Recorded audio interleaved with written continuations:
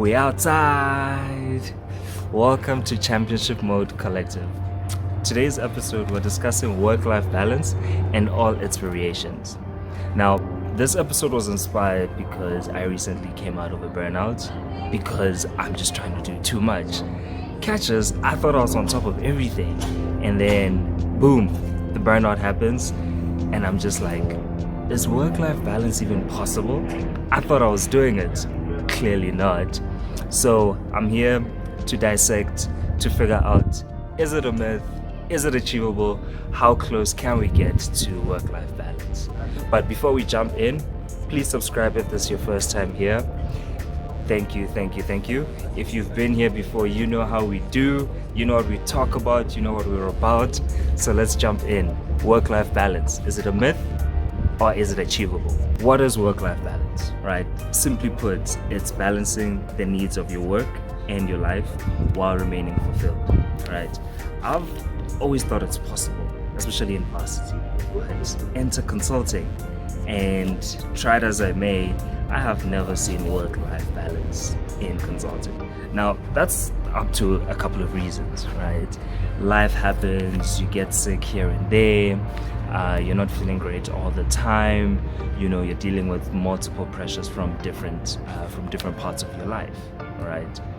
So I've always thought work-life balance is possible, right? That's how I entered consulting. But I recently had a burnout episode in May, and after I came out of it, I sat to myself and I was like, but this thing doesn't look like it's achievable, right? And then I was like, okay, let's take a step back, let's try something new. How about we focus, instead of like trying to do everything and balancing your time, why don't we be strict and control where our energy flows, right? So moving from focusing on time to focusing on energy flow, right? And it's basically like, okay, cool. How will that work? How does that work? How is it going? And basically, this is me experimenting on myself. So first thing I did was pretty much say, where is my energy flowing? Right now, this one is easy for me because I literally put everything in my calendar. So I went back to my calendar. I was like, okay, cool. What did I do in March, April, May, June? I'm like, okay, cool. I got school, I got work, I got training programs that I want to do, social life, social media, championship mode, and my workouts, right? So I knew where my time was going, and that's the first thing. Where is my energy going? Where is my time going? Now, the second step is to find your purpose. In my case, reinforcing my purpose, because I know what my purpose is to be an inspiration. So when I sat back and I was like, okay, cool, what do I want for the rest of my life? I was like, to be an inspiration in anything, in everything that I do. So now that I had sort of like banked my purpose, I had confirmed that, I was like, okay, cool, this is it, let's go. Now, if you have multiple purposes, that's very much okay.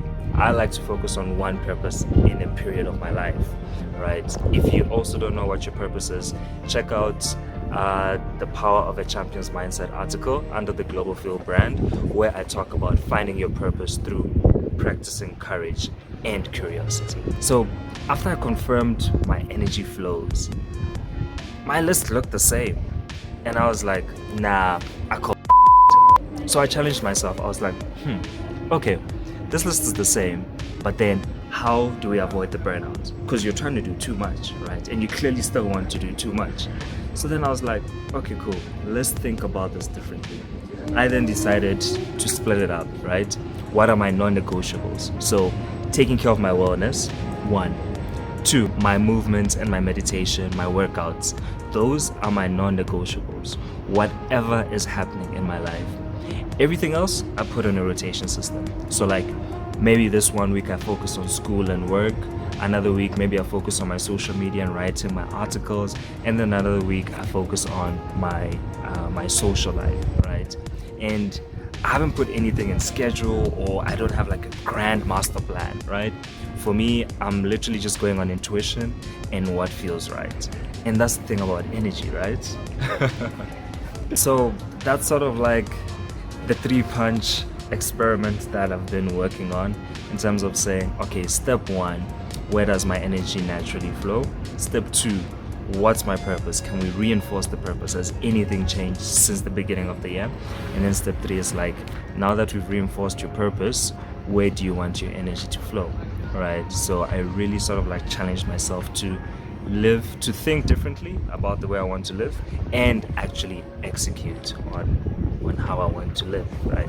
Now, is work-life balance possible? Personally, no. But I think it's a personal thing. I think it's how you want to define it, and if you are happy doing the things that are priority to you. And if you can figure out something that works for you, then I think go for it. But when you see it in the news, work-life balance and all its variations, I personally think that version is a myth. But if it's like customized to you and you can make it work, then I don't see why not, if work-life balance is something you want to thrive for, right? As opposed to me, where I'm trying out this whole energy flow. Where does my energy flow? How does that work out, right? But let's keep it moving. Let's see if my energy flow technique can help me end the year on a high. Check the episode on screen to see how much progress I've made towards my resolutions. Alternatively, check out Championship Mode at the Burner Boy concert, because we work hard and we play hard. Stay in Championship Mode.